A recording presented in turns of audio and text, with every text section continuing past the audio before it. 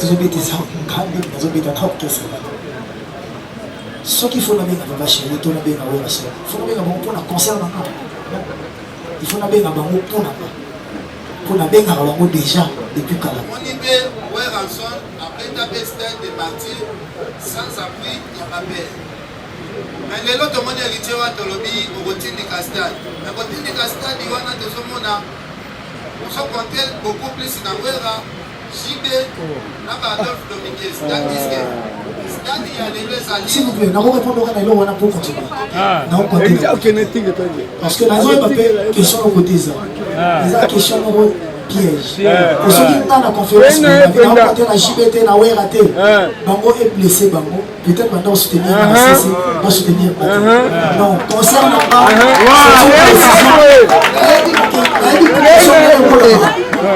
ma réponse est de blesser. Si je réponds mal, et de blesser, papa chéri, tu viens là-bas, après que ça, même ma femme sera en roman. Mais pour prendre la décision de faire mon concert au stade, c'était une décision personnelle. Mon concert, c'est moi à l'affiche. Pour preuve, là où on est le diamototé, on est l'unité. Mais cela ne m'empêchera pas et pour rabaisser en rien de mettre en valeur les deux grandes stars de mon pays, les deux plus grandes stars selon moi. Moi, mais non, je ne suis pas fanatique des métiers. Moi, je suis artiste. Donc, je suis fan de ça, les lots aussi, et c'est bien ça. Parce que quand on a une poule, on a des stars, on a toujours on a une poule qui est trop timide, on a toujours la samba, pour les rois de la forêt, on a stade de bébé, et tout petit cadeau à cadeau, il y a cadeau anniversaire à Noël.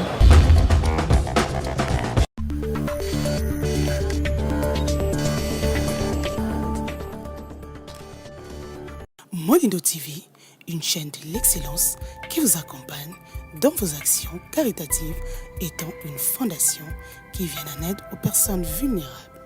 Molindo TV. Chers consoeurs et confrères, je dirais bonjour. Tout d'abord, on devrait s'excuser pour ces petits légers grands retards. Comme vous le savez, on évitait un problème d'embouteillage chez nous et après le temps d'arriver, heureusement qu'on avait la sécurité qui nous a permis d'arriver à temps. Donc au nom de l'artiste, on tient à présenter déjà toutes nos excuses. Alors, comme vous... c'est le 25 décembre. L'artiste a bien voulu être en face de la presse.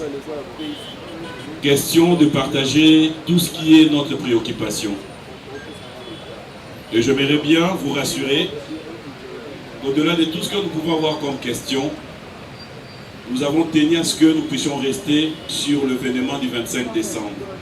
Sur l'événement parce qu'il ne nous reste que 5 jours. Et dans 5 jours, nous avons besoin de vous pour pouvoir communiquer par rapport à cet événement. Et comme je l'ai dit au départ, je vais encore une fois de plus dire, l'artiste est là. Vous retrouverez qu'il y a les staffs devant. Il y a M. Paolo Tudilo qui est là. Il y a notre ami qui est, depuis un bon moment, il reste dans l'événementiel, Fanfan. Et il y a le représentant de ces très beaux cadres qui nous reçoit, Pigeon Vert. J'espère qu'on aura le temps d'en parler aussi. Alors, pour ne pas prendre beaucoup de temps, je vais quand même donner la parole à l'artiste, peut-être un mot. Bonjour à toutes et à tous.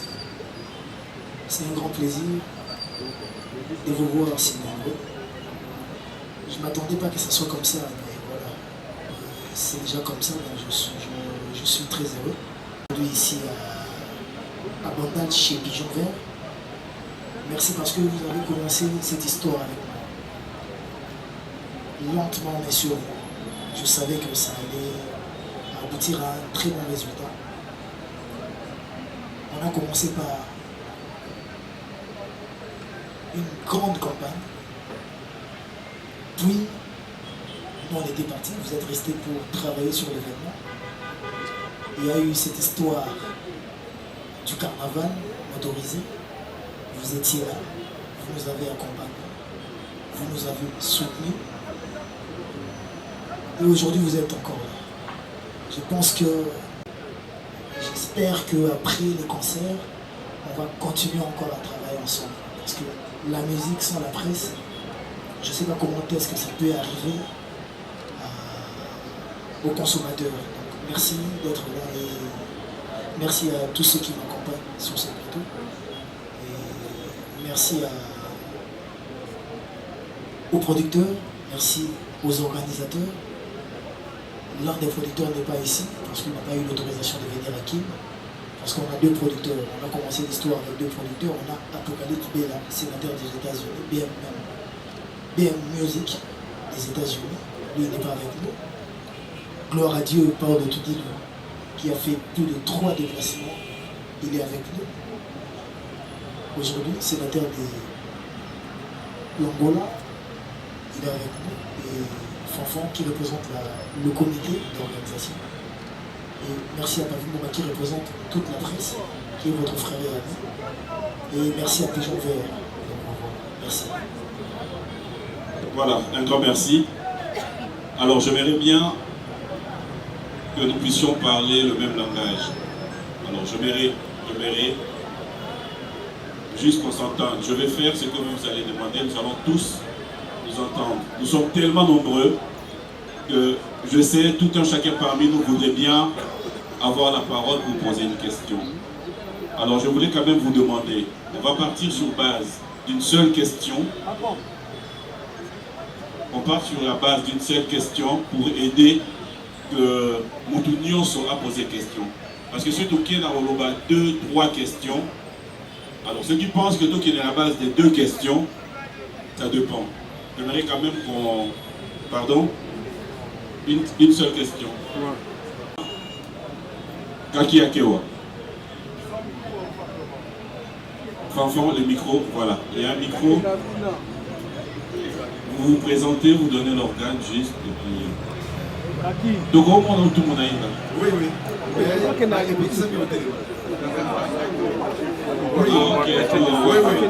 Pour avoir choisi la date du 25 décembre de produire au Stade des Martyrs. Je me rappelle de ta première apparition à la télévision nationale. Tu avais chanté la chanson Est-ce que de Papa Wemba et tu étais avec JB Piana. Et la question, est-ce que tu pourras chanter encore cette chanson au Stade des Martyrs pour émerveiller ton public? Parce que ça faisait partie de ta carrière au début. Et puis à la fin de la carrière de Papa Wemba, c'est la seule chanson que Papa Wemba avait exécutée, la toute dernière chanson avant sa mort. C'est comme si c'était un héritage de la voix de Papa Wemba à hériter Watanabe. Et la petite question qui vient, pourquoi seulement avoir choisi Bandalungwa? Pourquoi ne pas choisir Stade? Merci vraiment. Et Yomo disait la problématique, donc tu es l'ancien de la presse, on se connaît très très bien. Je suis très heureux de te revoir encore et vous mettez tout le monde amitié. Déjà pour commencer, la chanson de Papa Wemba, parce que avant, quand moi j'ai commencé la musique, j'ai interprété Papa Wemba. Et il y a eu un moment quand je suis arrivé dans Oye Musique à Maison, le phénomène Oye Rasson m'a demandé de travailler d'autres musiciens. Parce que ma voix, selon lui, n'était pas trop puissante. Je devais travailler King Kester et le vieux a dit le système pour un peu rendre puissante ma voix. J'ai perdu ce timbre-là parce qu'aujourd'hui j'ai un autre timbre. Mais je ne sais pas si j'aurai le temps de chanter cette chanson au stade. J'aimerais bien le faire parce que je commençais par là. C'est toujours mieux, c'est toujours bien de faire la rétrospection et voir d'où on vient pour mieux comprendre où on est et bien préparer où on va. Je ne sais pas, on a vraiment beaucoup de chansons dans l'album Retirada.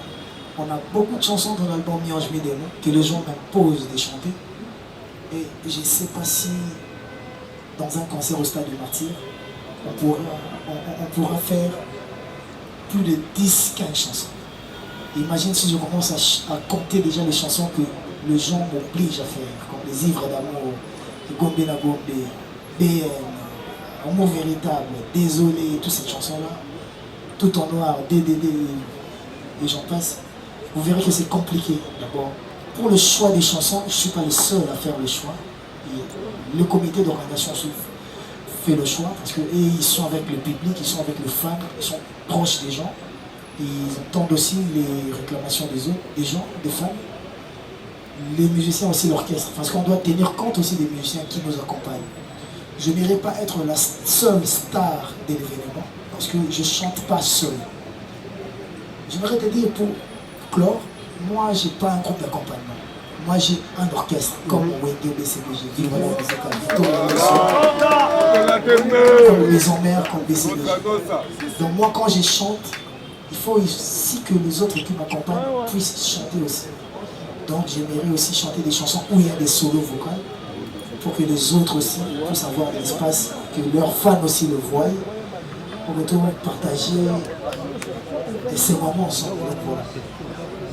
L'autre question c'était... Rapidement, pourquoi le choix des bandales? Le choix des bandales, c'est pas moi qui ai décidé. Le choix des bandales, c'est l'organisation qui a fait ça. Mais aussi, il faut le savoir, parmi les sponsors du concert, il y a Pigeon Vert. Pourquoi aller autre part qui est resté chez soi? Parce que Pigeon Vert, c'est chez nous. Pigeon Vert nous accompagne. Pigeon Vert a mis la main dans la poche pour contribuer à l'événement. Je ne voudrais pas aller chez quelqu'un qui n'a pas contribué pour l'événement. Donc voilà le choix de Pigeon Vert. Et je les remercierai toujours. Voilà, donc on aura tout le temps, je vous promets. Bonsoir. Bonsoir.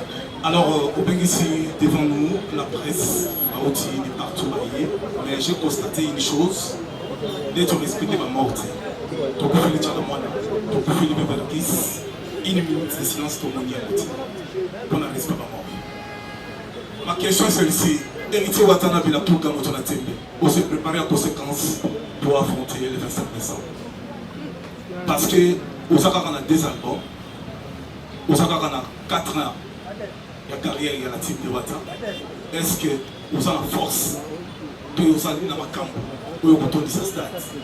La première des choses, troisième des choses, S'il te plaît. ma campagne est tout à fait. Toyokanaki bien en début de maïto pona. Donc posons 2 questions. Où est la somme dans l'orchestre?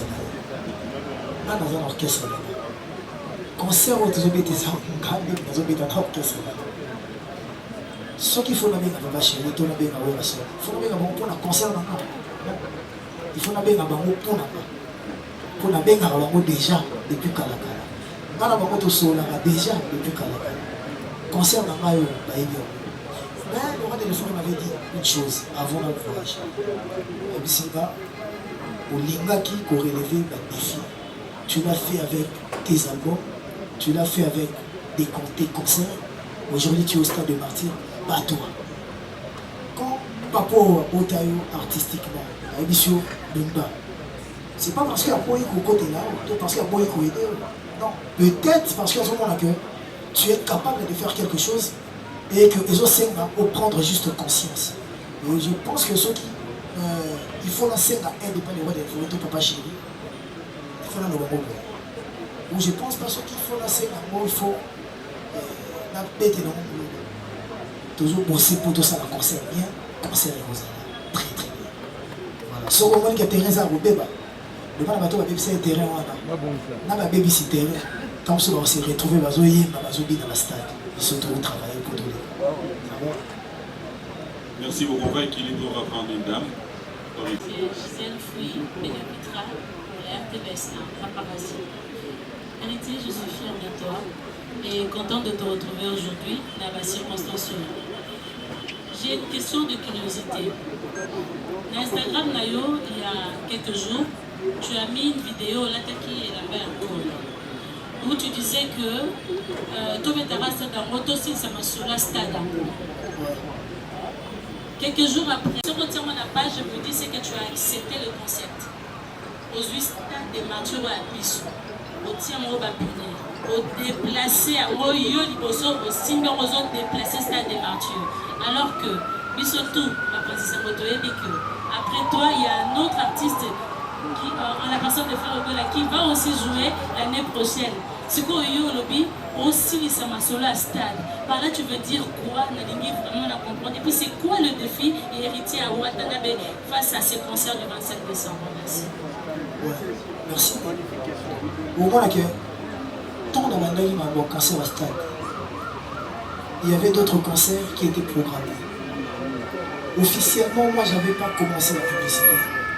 Parce que dans la réalité, notre chose aussi à la campagne concert, puis bien concert, on a peine à ressentir au même moment. Pendant qu'on a peut-être quelques mois après.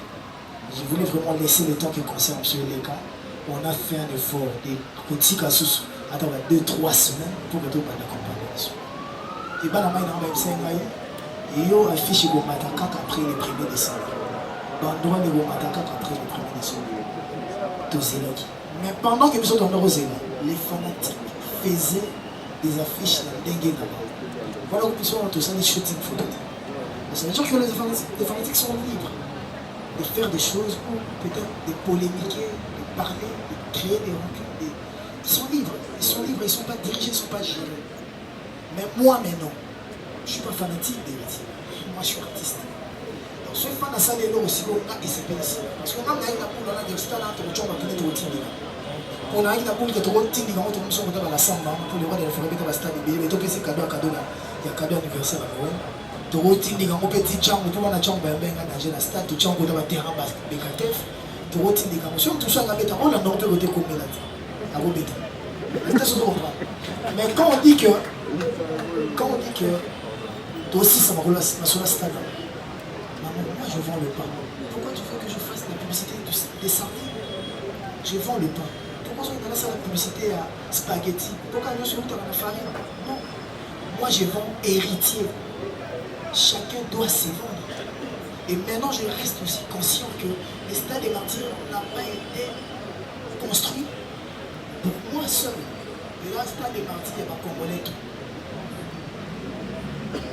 Qui peut jouer, va jouer. Qui veut jouer, peut jouer. Après moi, il y aura des artistes qui le feront. Parce que nul ne pouvait croire que le 25, moi, je serai au stade.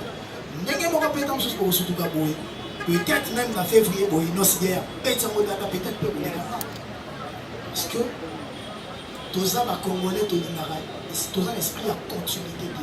Même on aura besoin de ça, mandat à continuer sur le mandat.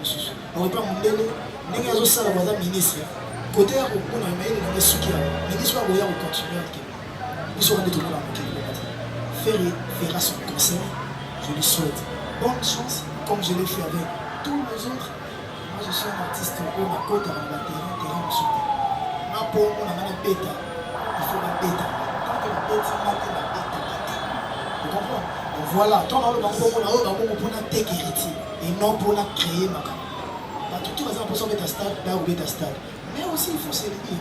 Pour bêta stade, il y a la facilité. Tant qu'on a annoncé qu'on a cancer à Mopé, ndenge na omoni na stade lelo na ndenge na nokandisela ntango na anonsaka na ndenge moko te le stade ezosala na budget si je ne me trompe pas na $500,000 400 $500,000 donc soki ofandi obobeta stade tala nano yo moko na ozala parce que sponsor akopesa ope te oyo boyokanaki il faut yo moko couvrir producteur bakotalaki non la publicité vide on comprend que biso totekana avant de parler des autres on parle de nous et pour aussi éviter de polémiquer inutilement. Voilà, merci. Très bon spectacle. Même dans le carnaval, la tendance est maman. Héritier tout autre stade Oyemba. Oyemba na niveau pour tout autre Corée. C'est un niveau pour imagine que là, mon propre frère, on a un orchestre dans la Guinée, on a Afrique. Vous savez, c'est ça c'est sur la tête. Et après, les mecs qui sont dans la vie, bande de ma famille, bande de ma problème, plus conscients. Et je pense qu'ils sont prêts à le faire. Et le plus grand défi, c'est la sécurité. Tout est OK. Voilà, Jonathan. Bravo pour ce challenge.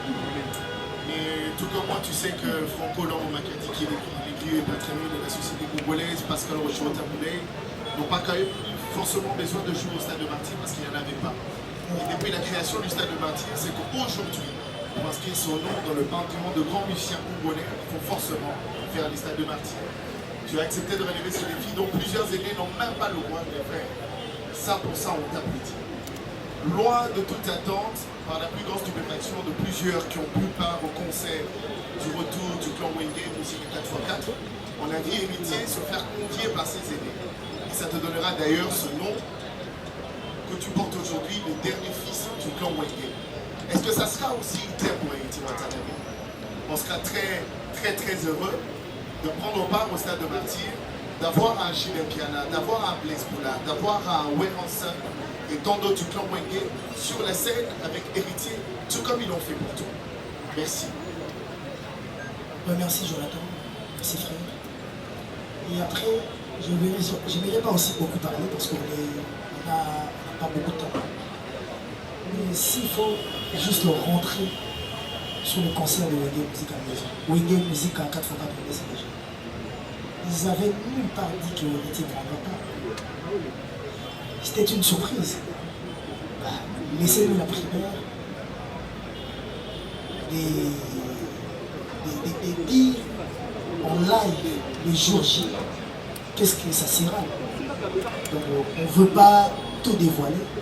Je ne sais pas si c'est seront là. Après, il faut voir aussi leur agenda. Je ne sais pas si c'est seront là ou si ne seront pas là. Mais jusque-là, je ne suis pas mieux placé à dire qui sera là, qui ne sera pas là. Mais pour être clair, dans mes calculs, il y avait Inospi, il va manger avec les orphelins à Goma. Vous verrez que peut-être tu veux avoir quelqu'un, mais cette personne-là aussi est star. Cette personne-là aussi est occupée. Cette personne-là aussi a son agenda. Et c'est pas facile d'avoir tous les gens que je veux avoir. C'est pas facile pour moi. Mais Inch'Allah, comme on dit, vous allez voir ce qui sera, ce qui se passera. Isaac Maï, je sais comment ensemble, tout soit quand même marqué ici, d'abord. Sinon, j'aimerais poser une question aux producteurs, aux organisateurs. Parce que c'est vrai que les stades des martyrs, ce n'est pas une mince affaire, comme tu venais de le dire tout à l'heure. Quelle est la capacité des instruments qui seront ces jours-là dans les stades des martyrs? Parce que ceux qui héritent à Zana pour ça y est pas. Il faut que ce son y a bien, il faut que ce musique y a bien. Oh, bah, tu vas aussi payer la parce que pour le moment, beaucoup de ces capacités de instruments où ils mettent les dans le stade, où ils convaincre les bateaux, capacité à lumière, ils mettent les dans le stade, où ils convaincre les bateaux. Et puis, il y a ça. Derrière, je vois Koi, trace, pigeon vert et consorts. Il était bon à Nini, ma sponsor est belé, balandi, oté, nazima. Pour un si grand événement où il y a la date, il y a les 25 commandos et la tout le monde attend sur la société, il y a la communication pédagogique, tout le monde et la tout le monde la société, les soucis, il y a néné, on dirait, à tout accompagner au Téné et le monde. Merci beaucoup. Merci beaucoup. J'aimerais bien parler à Nicolas parce que moi je suis angolais. Alors, notre langue nationale c'est le portugais. Et le portugais, je ne pourrais même pas parler ça ici parce que mon envoyé Kanga au Salati. Mais c'est la mieux là, le Ghana. Et il a dit que Mini me retourne la question, mais pourquoi producteur Alumia-Zali angolais à Rolobangala? Province ya oyo na botama na Angola, eza province oyo ezali ekangami na République démocratique du Congo. Et un des mots à la est, na côté Congo balobaka Swahili, na côté pe mosusu balobaka Swahili. Yango kuna meilleure compréhension, na préféré koloba Lingala. Mais Lingala ngo so omoni ngo etenga mo muke bo comprendre ngai. Félicitations Wutu. Isaac Maï, vous posez une question à la capacité d'un instrument de tir dans le stade de Martyr. Et d'abord, un projet à stade de Martyr où on a artiste héritier Watanabe, on a Luanda. On a la chambre parce que Matebele va organiser héritier Watanabe qui était au stade de Martyr. Non. Vous savez qu'il a début de l'année. Là, on a bien ça qui est dans le monde, on a double Atlantique. La tournée, on met discours double Atlantique. L'Europe qu'on a, et c'est là qui est olympique. Donc, on malheureusement, oui, les Canadiens qui mettent, on peut se faire merci dans le Zambé. Si on met sous nous, l'Europe, on met sous nous, on met sous nous. artiste a dit que il y a un bête à cousin, pardon, on a dérangé nos cousin, pardon. C'est le début de l'année. Pardon. Dans les gars, produit Rio dans l'événement. Mais il y a des questions de partir. Mais ici, il faut soit contre la scène des partis, c'est éviter. Parce que bon, on est étrange, mais c'est la vérité. La première fois, on a stade des martyrs, il y a 2 semaines passées. Quand on a eu la visite, quand on a porté la stade des martyrs, sans vous mentir, on a manqué.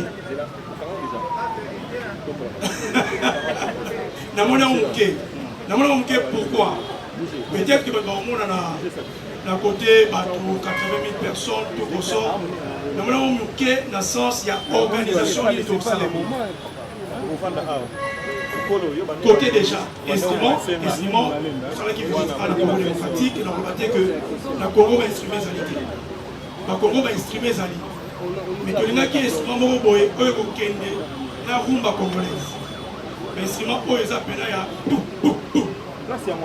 Alors, tu préfères qui soit brésilien? Mais c'est la vérité. Et là, on va angolais, il y a ça, il y a polémique, il y a ça. Côté instrument, nous sommes brésilien, instrument. Et aussi les bandas, et il y a Angola. La minute Oyo, ils ont un là et qu'on y a pour Kota, à Kinshasa. On a publié un côté, tout là, ça camion, il y a un côté à la frontière, tout comme ça. Son héritier Watanabe, c'est un Brésilien. Ce n'est pas la première fois que son héritier Watanabe est venu tout là. Pourquoi je suis ingénieur de son art dans la Congo démocratique, le rose de la Libanda. Il y a qui choisit producteur, il y a qui choisit artiste. Parce que déjà, la bête est moins mingi en Angola. Nous avons un ingénieur Oyo à Salaka Sonné en Angola. On a préféré qu'il y ait un en Congo démocratique. Pour l'échange culturel. Côté lumière, nous avons la cohésion culturelle dans la organisation de la Bissau. Je suis ingénieur, il y a lumière, il y a Congo démocratique. Mais il y a qui fait choix dans la vie. Il y a qui choix artiste. Parce que nous avons qui taille à Tambola. La Kenya qui est la maison où il y a lumière, il y a Kinshasa. La maison où il y a lumière, il y a son, il y a Kinshasa. Dans la maison où il y a podium. Côté lumière, tu vas travailler là, Manon. Manon, combien d'entreprises des amis? Sonolight. Alors, côté podium, podium est en Angola. Vous avez dit non, d'abord, la Kinshasa, la podium est en Kinshasa. Tu préfères qu'on travaille là, Kenji Sono. Donc, on a que la référence aussi côté organisation, et ça va référence pour Oyo. Bino Boyebi, on a qu'à marcher à Bissau. Podium est assuré par Kenji Sono. Lumière est assurée par Manon. Et instrument est assuré par un Brésilien. La Canisi est bon, la décidé. Instrument au Betakuna, peut-être que la Rolbaté, c'est pour la première fois. Bon, j'avais organisé l'activité Awa. Mais la Oyonga la Moni, et vous allez pour la première fois depuis que Stade des Martyrs, les allées Stade des Martyrs, Boyoka, instrument Yandemo. Merci, merci. Isaac, il y a aussi Congolais, Alex Mayombo, qui va l'assister. Donc, pour nous rassurer, au niveau Bazanet Bisso, Balinipé qui va Congolais, va l'associer dans le projet de Bisso. Ah ouais, parce que Kim a eu des terrains, a eu des complications dans le côté de Angola. Et tout la question, vite fait. Ah, sur les sponsors. Après, quand vous parlez des grands sponsors, je ne sais pas si la Pra Congo, Azamuke, je ne sais pas si Total, Azamuke, je ne sais pas si Trace, Azamuke, je ne sais pas ceux qui sont obstinés. Obstiné, SRL, groupe Chilamouina. Mais habité par sponsor aux Oloba. Où est mon nom tous à la maman, dommage tous à la maman, où est Mickey Wana, jusque-là, tous à la maman, là, tous à instrumenté, dans tous à lumière, dans tous à la maman, où il y a ce signe qui compte budget, sponsor Wana, Donc, le sponsor a mis même par concert royal. Après, c'est le concert royal, va sponsoriser. Oui, Mickey Nabisu, ça les grands boulot, nous sommes aussi même parce que la bras Congo, les lots, la évité ceux qui vont plus que la bras Congo. La bras Congo encore. La bras Congo à la Skol, la bras Congo à Tempo, la bras Congo à Canson. Et merci. Et après, peut-être y habiter. Alors, on se voit moi, la soso à Vimbi dans Nzongo, c'est que peut-être moi j'ai eu la chance d'avoir des amis riches. Donc, parce que faut qui montait ma bébé dans la société, comme il est ami à Intel. Là, tu as signé un protocole d'accord, mais il y a triqué. Aussi, concernant les boulot, il y a trop de choses qu'on ne peut pas dire. Parce que si tu veux que je te cite même les noms, je peux citer après au créer ma polémique, mais je ne suis pas venu ici pour ça. Il représente aussi rien tant que mon organisation est très bien faite. Donc, merci aux sponsors qui m'ont accompagné, et merci aux partenaires qui sont là, merci à l'organisation et aux producteurs. Moi, il me suffit. Un tien vaut mieux que deux, tu vois. Merci.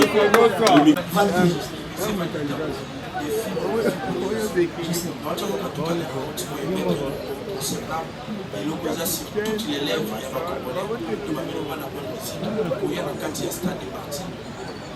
pas plan sécuritaire, les gens créent pas sur parce que on peut se valider, mais est-ce que tu vas t'en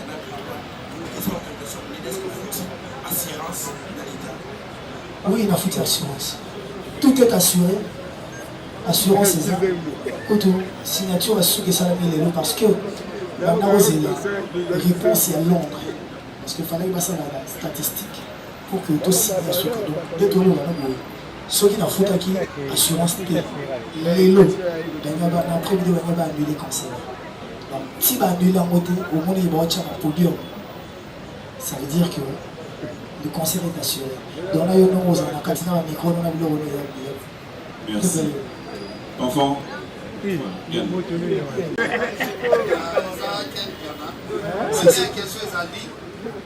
Osera la question moko, s'il te plaît. T. Moko.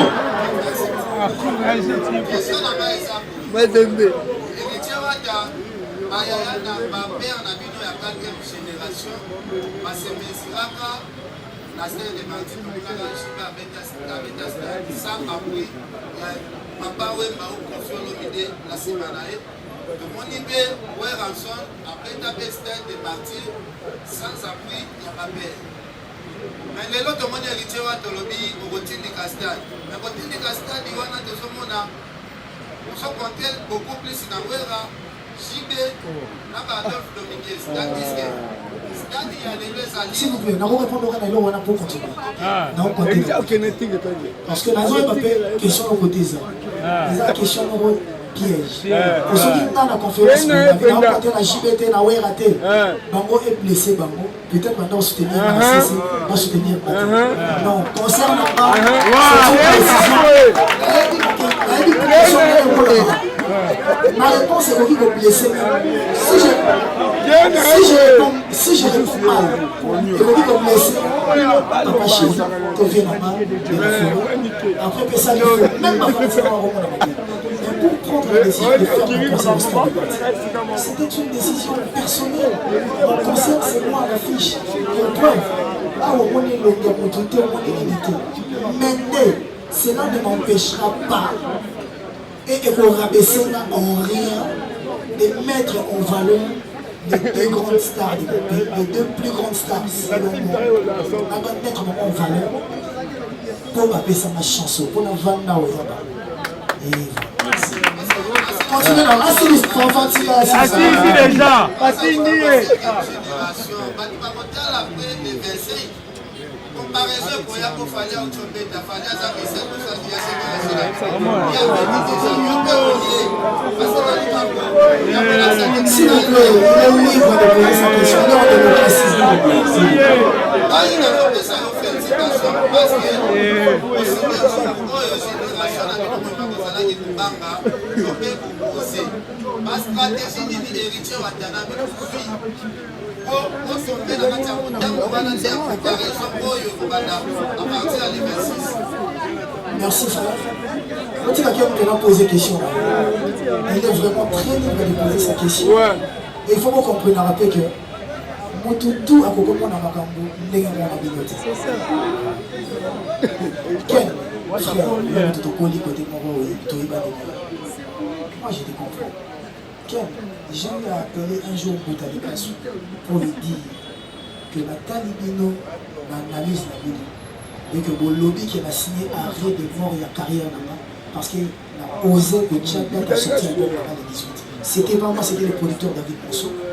Mais la première fois, la Yébissa Boutalikas, deux ans en décembre 2020, on se rappellera. Les autres ans de l'eau, mélange de mon frère, de moi et deux ans et Bétato et Bétaté. La signé arrêt de mort à carrière là-bas. Ce qui a rien de mort, la carrière n'a pas, il y a et même à la stade. Pour comprendre que quand on veut bien faire les choses, on le fait. Moi, quand j'ai fait mon concert ou quand j'ai sorti mon album, j'ai visé personne. Ma concert est établi avant moi. J'ai dit félicitations. Moi, quand j'ai fait mon concert, les Akarapo n'a défié ma tour d'identité. Les Akarapo n'a défié héritier. N'a aucun héritier. Est-ce que tu es capable de bien faire ou de faire quelque chose? Et dimanche, ce qui héritier est capable de faire quelque chose. Maintenant, la polémique, qui ne va pas polémiquer, qui va être Luka, Toyemba bien, Toyemba Koleka, Tobina bien, tout ça la Koleka. Moi, mais moi, je suis mal placé, pardon, de polémiquer sur des événements pareils. Mais il aurait été mieux que l'idéologie, il fallait que le stade, ils ont déjà pris parce qu'on est à la dernière semaine. Tout Zéna et Koka. Même carnaval, je dis, tu vas normal, si carnaval aussi, vous avez un carnaval, vous avez une vidéo, n'est-ce pas? Vous avez une analyse. Il fallait que vous jouiez le carnaval et tout le tcha-tcha-tcha. Vous avez une analyse. Quand ça vous arrange, vous faites des analyses. Quand ça ne vous arrange pas, vous ne le faites pas. Mais nous, on est habitués, frère, nous, on est habitués à le prendre comme ça. Le toit même dans ma tour, peut-être ils vont plus mieux que peut-être nous sur les Arabes. Parce que même dans ma tac, les autres things, nous avons prouvé qu'elle n'a pas payé. Donc voilà que je le trouve pas mal. Frère, l'idéologie, on est dans nous, les a prêts de vous péter. On va voir après les conseils. Rendez-vous les 26. Bonjour, Président. Président, avant toute la question. S'il te plaît, s'il te plaît, on est vraiment pris par si, je sais. Ouais, s'il te plaît. Tout le monde a eu le temps. Non. On va pas commencer à discuter. Ok, c'est bon. Je m'énerve vraiment. Ok. Bilo awa. Album de Bibara le 18 décembre. Kalika Soyo Bengaka. Alobara qui signé arrêt de mort. Boutanika, je t'ai dit la analyse na bino. C'est moi qui ai fait la promotion sur internet des mi-anges de démons. Tout le monde a aimé encore. Aussi. Voilà ma fête. Si on a toute la question là-bas. Ah, on va être au Tchèque ou dans quoi on tourne. Si on a toute la question là-bas. Le président. Stade de mentir, n'a déjà c'est ça les plein. Parce que promotion est en malade, stratégie est en malade. La maison de production et vous l'artiste, vous s'arrangez après concert ou pendant les concerts, Kili Mobimba et vivre live Nabaneli. Maison de production, Nayo Moko staff, Nayo artiste. Vous s'arrangez comment? Pendant les concerts ou après les concerts, ou qui mobimba oyo bazo s'entendre na concert wana bavivre événement en live soit parce que baconcert ebele ebetami eleki kaka boye tomoni version propre na côté. Est-ce que vous arrangez qu'il va vivre live dans to version propre dans quoi événement to comment parce que l'on va les utiliser pas c'est ça ma question. Merci beaucoup. Merci beaucoup. Déjà, je pense que vous allez bien. Après, pour les images, Fanfan, pour les images, il y a... Il y a grâce à une équipe qui travaille. Il y a une équipe aussi. On s'est allé live sur le net, parce que peut-être qu'à Tony par rapport, il y en a. Nous avons une équipe, il y a captation d'événements. Donc, on reçoit son, la qualité. Ce n'est pas pour rien que le producteur a eu matos, il a jeté. On reçoit son. Ceux qui inquiétude, les à côté, on a le mot là et un mot parce que nous avons à disposition. On reçoit en live sur le net et après, on reçoit un mot après événement parce que stratégie de la vie sur le travail est avant, pendant et après. Et ce, dans tous les aspects organisationnels. On a encore le banaro, ça va détailler sur le test, comme on dirait, tu peux s'y promesses au Zoloba. Nous, on préfère que Baya le 25, à suivre à billet dans Bango, à s'installer dans la VIP, na pigeon vert, à suivre à billet dans Bango, à la VIP, à la grand public, à qui dans la station totale, Bissona Bino Tokota, là, si ma tombé dans l'isolo le 26. Et dans le club de l'Oro, Togo s'en a pété.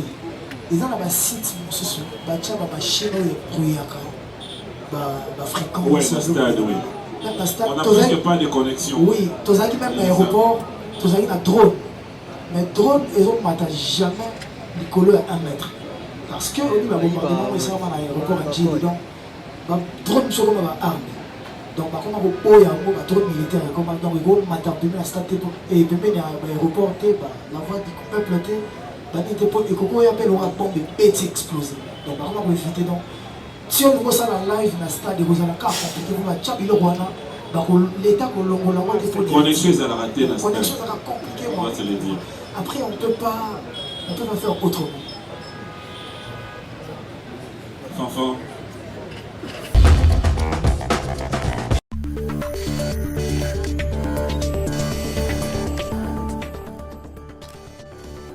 Monindo TV, une chaîne de l'excellence qui vous accompagne dans vos actions caritatives, étant une fondation qui vient en aide aux personnes vulnérables. Monindo TV,